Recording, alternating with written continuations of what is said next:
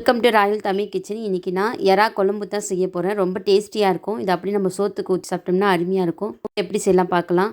மசாலா அரைக்கணும். அதுக்கு 1 ஸ்பூன் மிளகு, 1 ஸ்பூன் ஜீரகம், 5 பல்லு பூண்டையும், ஒரு வெங்காயத்தையும் கொஞ்சம் எண்ணெயை சேர்த்து நல்லா பட்டு போல் அரைச்சி ரெடி பண்ணி வச்சுக்கலாம். இந்த மசாலாவை இந்த மசாலா தான் சால்னா மாதிரி நல்லா குழம்பு மாதிரி வரும். இது ஒரு வானலில் எண்ணெயை சேர்த்துக்கிட்டு அதில் கொஞ்சமாக ஜீரகமும், கொஞ்சம் கருவேப்பிலை, கொஞ்சம் பச்சை மிளகாய் சேர்த்து அந்த மசாலாவையும் சேர்த்து நல்லா வதக்குவோம். பச்சை வடை போகிற அளவுக்கு கொஞ்சம் உப்பு சேர்த்து வதக்கிக்கலாம். அது கூட 1 ஸ்பூன் இஞ்சி பூண்டு பேஸ்ட்டு சேர்க்குறேன். வாசனை நல்லாயிருக்கும் சால்னா குழம்பு. எது இருந்தாலும் இந்த நண்டு குழம்பு, எறா குழம்புக்கெல்லாம் இஞ்சி பூண்டு பேஸ்ட்டு சேர்த்து நல்லா வதக்கி செஞ்சு பாருங்கள். சூப்பராக இருக்கும் டேஸ்ட்டு.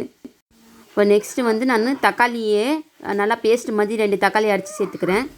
நான் 200 கிராம் எறா போட்டு சால்னா வைக்க போகிறேன். நல்ல ரவுண்ட் உப்பு போட்டு வதக்கிட்டே இருக்கலாம். அதுக்கு நடுவில் நம்ம மசாலா பொருள் சேர்த்துக்கலாம். மிளகாத்தூள் 1 ஸ்பூனு, மஞ்சத்தூள் 1/4 டீஸ்பூனு, கொத்தமல்லி தூள் 1 ஸ்பூனு. கொஞ்சம் டேஸ்ட் அதிகமாக இருக்கணும்னா மீன் குழம்பு தூள் இருக்குல்ல, அது 1 ஸ்பூன் சேர்த்துக்கலாம். நல்லாயிருக்கும்.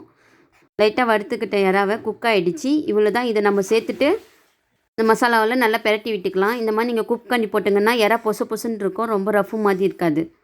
இந்த மசாலாவிலேயே கொஞ்சம் நேரம் பெரட்டுங்க போதும். ஏற்கனவே எறா வெந்துடுச்சு. இப்போ நம்ம தேவையான தண்ணி சேர்த்துக்கலாம். தேவையான தண்ணி உப்பெல்லாம் பார்த்துக்கிட்டு இதை வந்து ஒரு 2 நிமிஷம் குக் பண்ணிங்க. அவ்வளோதான். எறா குழம்பு ரெடி ஆகிடுச்சு பாருங்கள். ரொம்ப டேஸ்டியாக இருக்கும். இது நீங்கள் சோத்துக்கு சாப்பிட்டிங்கன்னா செம்ம அருமையாக இருக்கும். நீங்கள் இட்லி தோசைக்கு கூட யூஸ் பண்ணிக்கலாம். நல்லா தொக்கு மாதிரி டேஸ்ட்டாக இருக்கும். தேவையான கொத்தமல்லி தலையை சேர்த்துக்கிட்டு நம்ம அடுப்பு ஆஃப் பண்ணுற வேண்டியது தான். டேஸ்டியான அருமையான எறா தொக்கு ரெடி ஆகிடுச்சு பாருங்கள். இது நீங்கள் கொஞ்சமாக சோத்தில் ஊற்றி சாப்பிட்டு சாப்பிட்டாங்களா எறா பிரியாணியை விட நல்லா டேஸ்டியாக இருக்கும். இது மாதிரி நீங்கள் எறா குழம்பு செஞ்சது இல்லைன்னா செஞ்சு பாருங்கள். ரொம்ப அருமையாக இருக்கும். செஞ்சு பார்த்துட்டு கூட சொல்லுங்கள். அவ்வளோ டேஸ்டியாக இருக்கும். நண்டு குழம்பை விட நல்லா டேஸ்டியாக இருக்கும் இந்த எறா குழம்பு.